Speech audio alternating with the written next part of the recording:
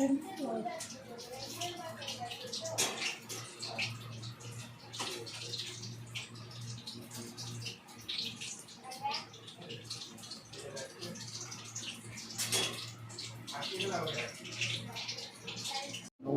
বন্ধুরা, আপনারা কেমন আছেন? নিশ্চয়ই ভালো আছেন। আমি হলাম আপনাদের প্রদীপ। আবার আপনাদের কাছে চলে এসেছি একটা সুন্দর রেসিপি নিয়ে। রেসিপিটির নাম হলো সোয়াবিনের পকোড়া। এই রেসিপিটি ভালো লাগলে আপনারা অতি অবশ্যই লাইক ও সাবস্ক্রাইবার এবং কমেন্ট করে জানাবেন। তাহলে ভিডিওটা শুরু করা যাক। আজকের রেসিপি সোয়াবিনের পকোড়া।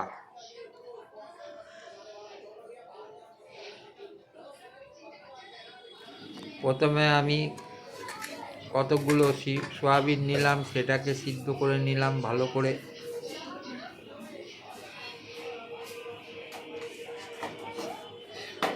তারপর মুসুরির ডাল ও ছোলার ডাল নিলাম।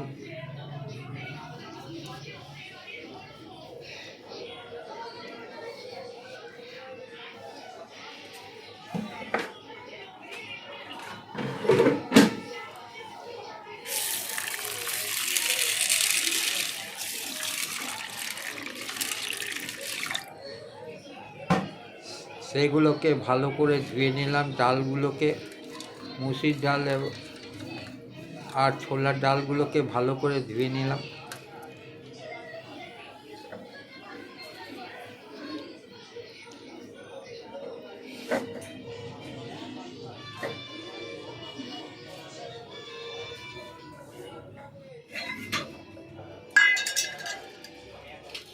তারপর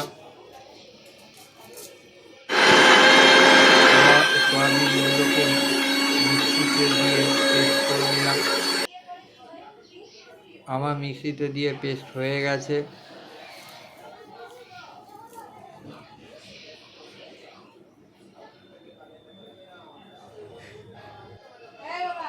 এরপরে আমি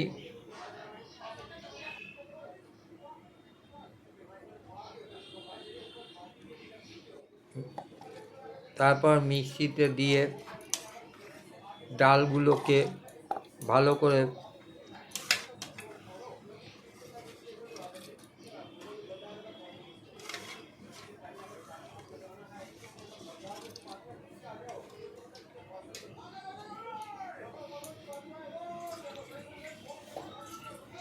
করে পেস্ট করে নিলাম।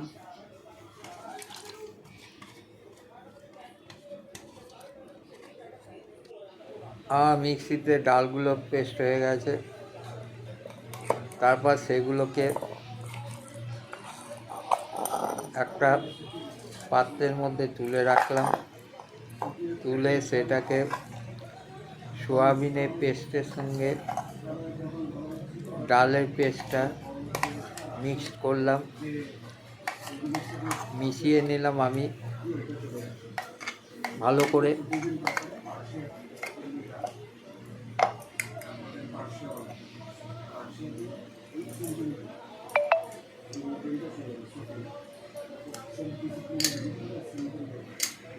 প্রথমে ভালো করে মিশিয়ে নিতে হবে ডাল আর সোয়াবিনের পেস্টটাকে।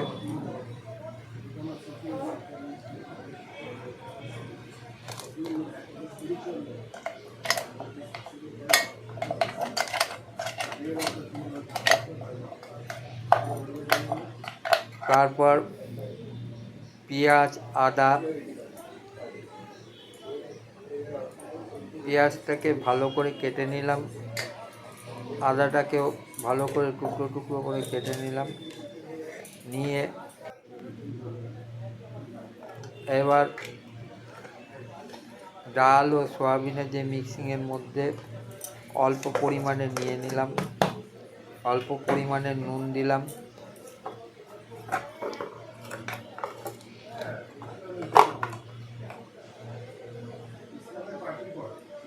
অল্প পরিমাণে হলুদ দিলাম,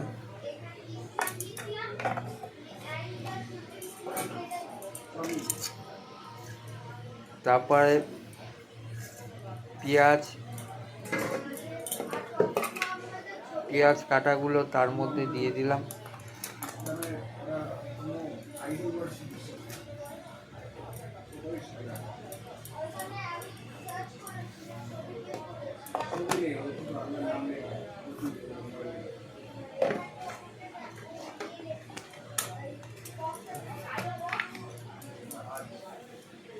অল্প পরিমাণে ধনের গুঁড়ো দিয়ে দিলাম।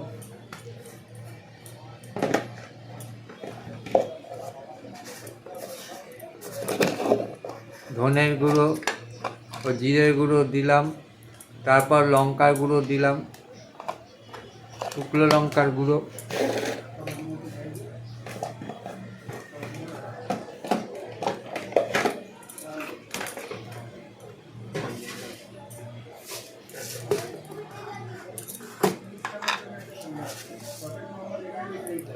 তারপর অল্প পরিমাণে চিনি দিলাম।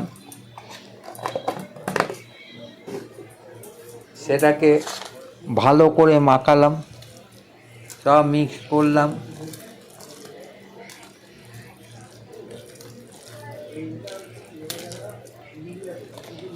ভালো করে মাখিয়ে নিতে হবে। আমার মাখানো হয়ে গেছে।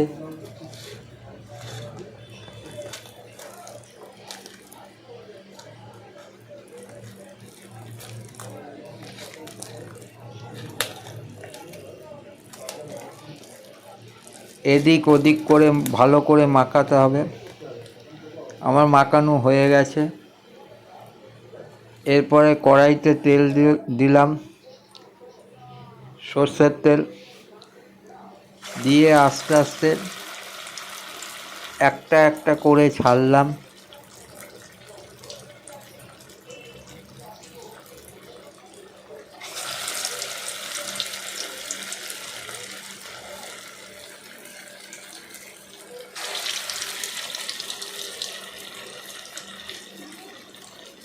সোয়াবিনের পকোড়াটা একদিক পুরো হয়ে গেলে উল্টে আবার আরেক দিক ছাড়লাম।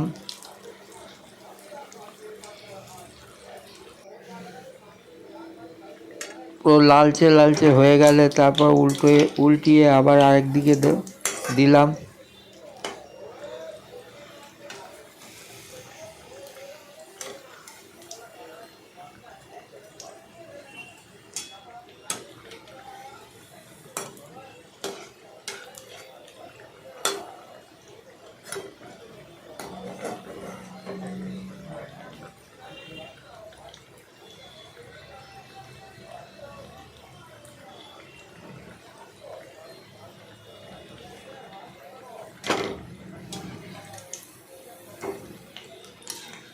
এরপরে আস্তে আস্তে করে এক একটা করে তুলে নিলাম।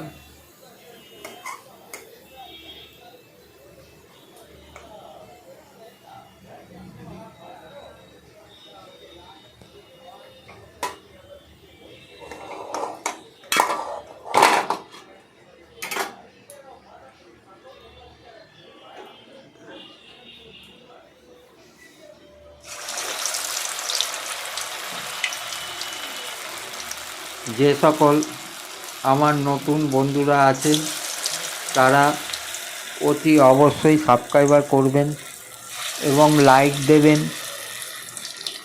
লাইক দিলে আমার ভিডিও করার একটু মোটিভেশন হয় এবং কমেন্ট করে জানাবেন আপনাদের কাছে ভিডিওটা কেমন লাগলো।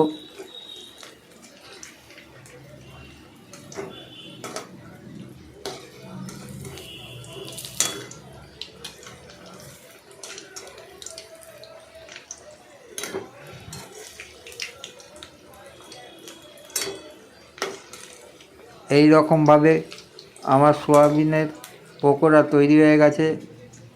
তার মধ্যে দেখুন কত সুন্দর হয়েছে। এই রকমভাবে আপনারা তৈরি করবেন। তার মধ্যে টমেটো সস এবং চিলি সস পাশে দেওয়া আছে। এবং অল্প পরিমাণে গোলমরিচ দিয়ে দেবেন, আরও খেতে ভাল লাগবে। নমস্কার।